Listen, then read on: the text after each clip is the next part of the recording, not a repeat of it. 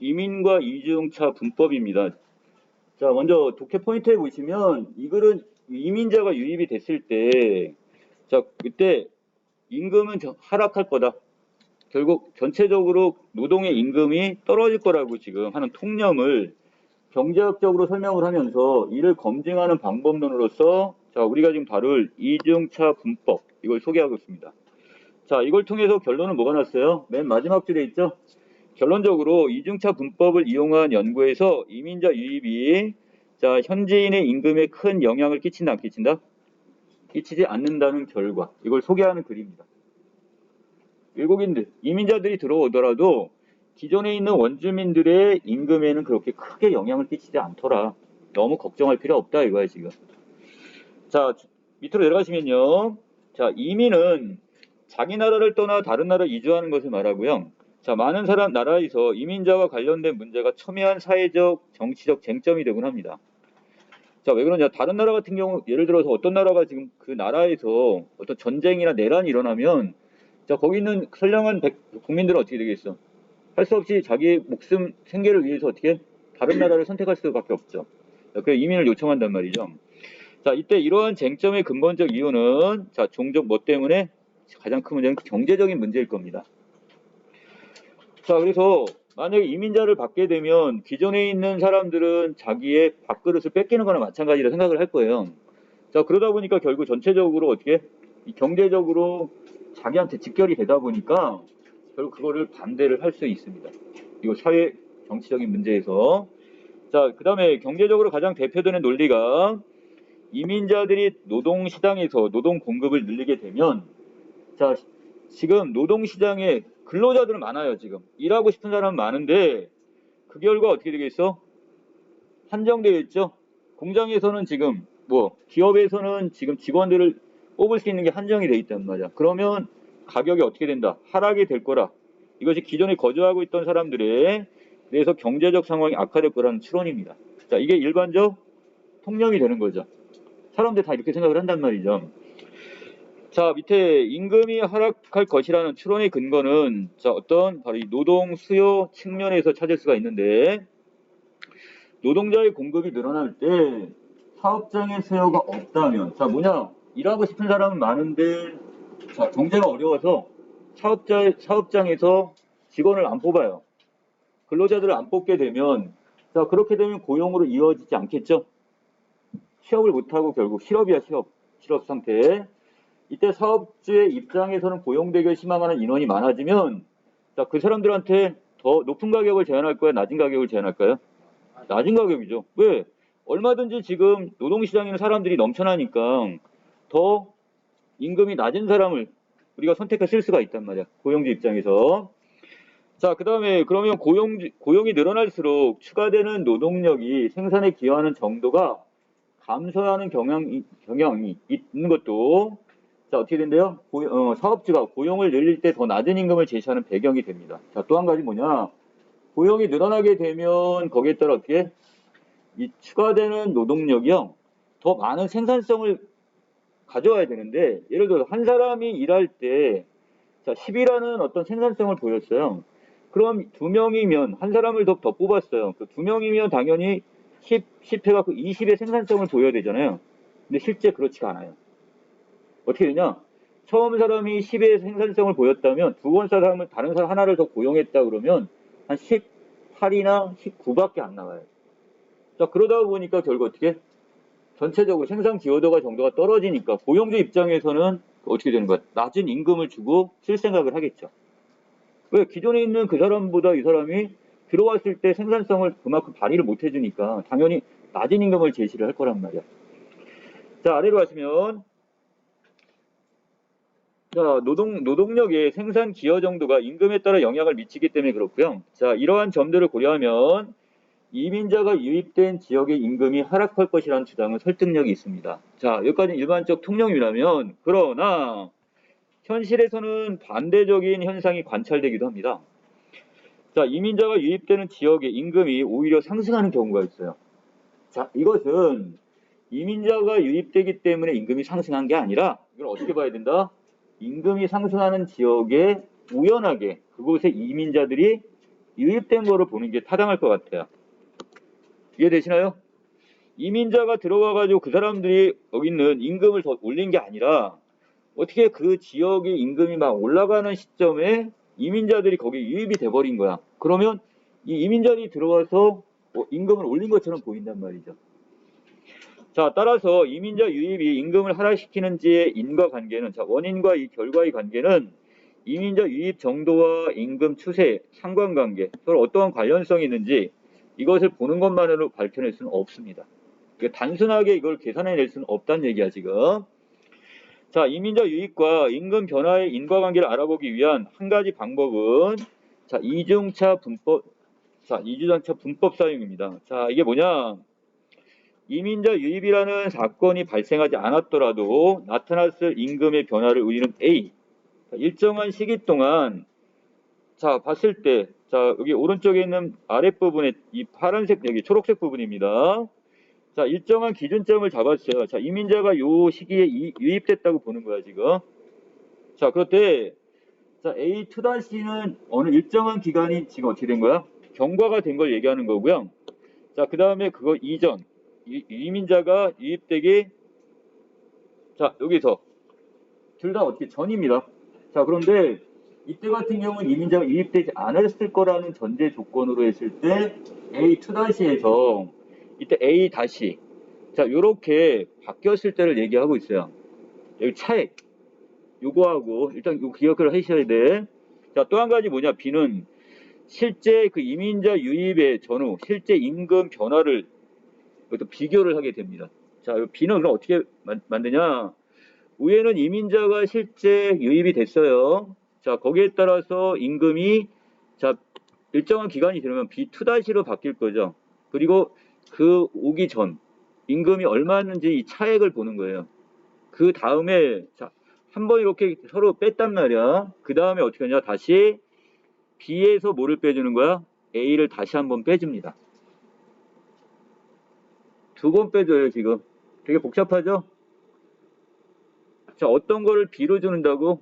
이민자가 들어와가지고 임금이 얼마만큼의 차액의 변화가 있었냐? 이걸 B로 놓고, 이민자가 오지 않았다는 가정하에서 그 일정한 기간 동안에 얼마만큼의 변화가 있는지를 차액을, 이걸 A로 놓습니다. 자, 그리고 B에서 A를 빼주면 그게 바로 여기서 얘기하는 이중차 분법이 되는 겁니다. 자, 계속 할게요. 자, B에서 A를 빼는 건데 각 임금 변화인 A, B 역시 D 시점의 임금에서 앞 시점의 임금을 빼서 구하는 것이기 때문에 빼는 방법이 겹쳤다고 해서 이걸 이중차 분법이다 이렇게 부릅니다. 자, 또 A를 통해 이민자 유입 외에 임금에 영향을 미치는 요인들의 효과가 측정되기 때문에 이민자 유입 전후의 임금 변화인 B에서 A를 빼면 이민자 유입이 임금에 미친 순 효과를 가려낼 수 있다는 발상입니다. 자, 이중차 분법을 사용하는데 어려운 점은 이 A를 구하는 것. A를 구해야 한다면 A는 뭐라고 있어?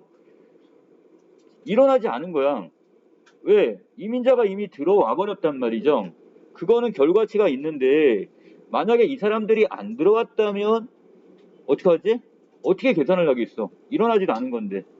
자, 그래서 이제 이거 A를 구하는 게 좀 어려운데, 자, 그래서 이민자 유입이 없을 경우라는 가상적 상황의 임금 변화이기 때문에 그렇습니다. 자, 많은 학자들이 이중차 분법을 이용하여 대규모 이민자 유입 사례를 대상으로 실증 연구를 실행했는데, 자, 이 A를 구하기 위해 대체로 두 가지 방법 중에 하나를 선택합니다. 자, 가상적 상황을 지금 하는 거야. 그 지역은 이미 이민자가 유입이 된 상황이에요. 자, 그럼 어떤 방법을 쓰냐? 자, 한 가지는, 자, 첫 번째. 이민자 유입 지역과 특성이 비슷하지만 이민자 유입이 되지 않은 지역, 바로 다른 지역, 유사한 다른 특성한 특정 지역을 잡아서 거기에서 임금 변화를 어떻게 하는, 이용하는 거예요, 지금. 이해되시나요? 자, 또 한 가지 방법은, 자, 이민자 유입 지역에서, 이건 그대로 그 지역을 활용하는데, 유입 전후 기간에 상응하는 가까운 어디로 넘어가요? 과거의 기간 전후에 임금 변화를 사용하는 방법입니다. 자, 하나는 유사한 다른 지역을 활용해서 변화를 보는 거고, 둘째 부분은 어떻게 그 유입 지역, 이민자가 유입된 지역이긴 한데 다른 특정한 어떤 시간, 과거의 시간을 보는 거예요, 지금. 변화를. 자, 이렇게 이용하는 방법. 자, 둘째 방법의 경우는 자, 예를 들어 이민자 유입 직전인 기준 시점 X. 자, 여기를 X로 봤을 때 또 X의 1년 전을 Y라고 보고요. 자, 그 다음에 X의 1년 후를 Z라고 본다면 자, A는 이민자가 유입되기 전이라고 그랬죠?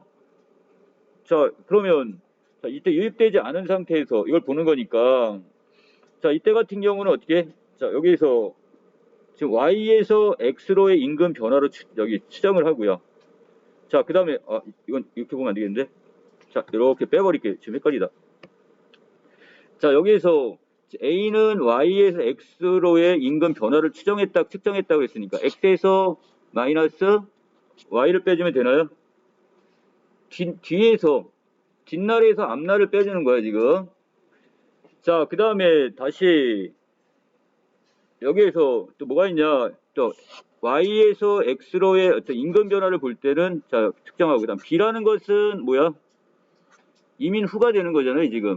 자, 그렇다면 이때 같은 경우는 미래가 되는 거니까 Z라는 미래에서 그 다음에 어떻게 그 앞날인 X를 빼주게 되는 겁니다. 자, 이게 바로 B가 되죠. 이해되세요? 자, 다시 아까 했던 그 내용에서 뭐냐? A 부분은 지금 뭐가 있는 거야? 이민이 일어나기 전 없는 상태.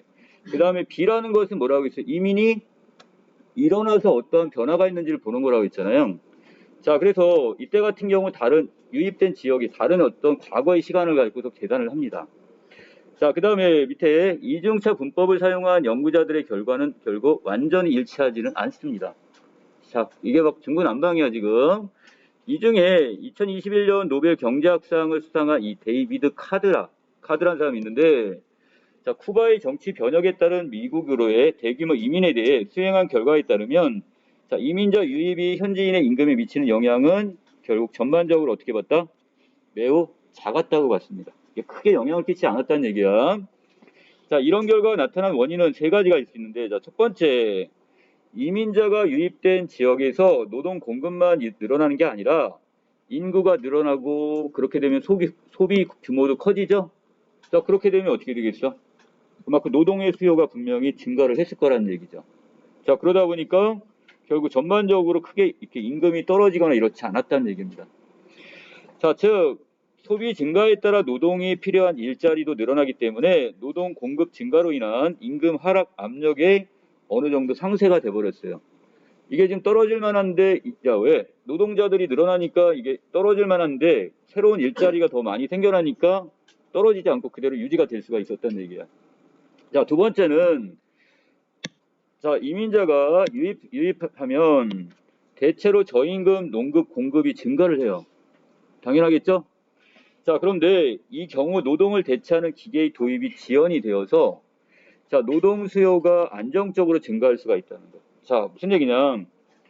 이민자가 늘어나면 그만큼의 노동자가 더 많이 생겨나는 거잖아요. 그러면 당연히 이 사람들은 싼 임금으로 해가지고 노동을 공급할 생각을 할 거예요, 지금. 자, 그런데 자, 이 경우에 지금 뭐가 들어와? 원래 기계가 그 자리를 차지하려고 했단 말이죠. 근데 기계가 안 들어오고 이 사람들이 그 자리를 차지하고 있는 거야. 자, 그렇게 되면 결국 노동 수요가 안정적으로 증가할 수가 있게 되는 겁니다. 그럼 그만큼 뭐는 더뎌지는 거야? 기계의 도입은 더욱 더뎌질 수밖에 없는 거죠. 자, 그 다음에 자, 여기 따라서 고임금이 상대적으로 높은 지역에서 기계화가 더 일찍, 더 빨리 진행되는 것은 역사적으로 종종 발견되는 사례. 자, 이게 중요한 게 하나 나오네요. 자, 결국 바로 고임금인 경우일수록 뭐가? 기계화가 더 빨리 일어나요. 근데 저임금 지역인 경우는 상대적으로 어떤 거야? 기계가 들어오는 게 아니라 사람이 계속해서 그 자리를 계속 차지하고 있으려고 하는 거예요, 지금.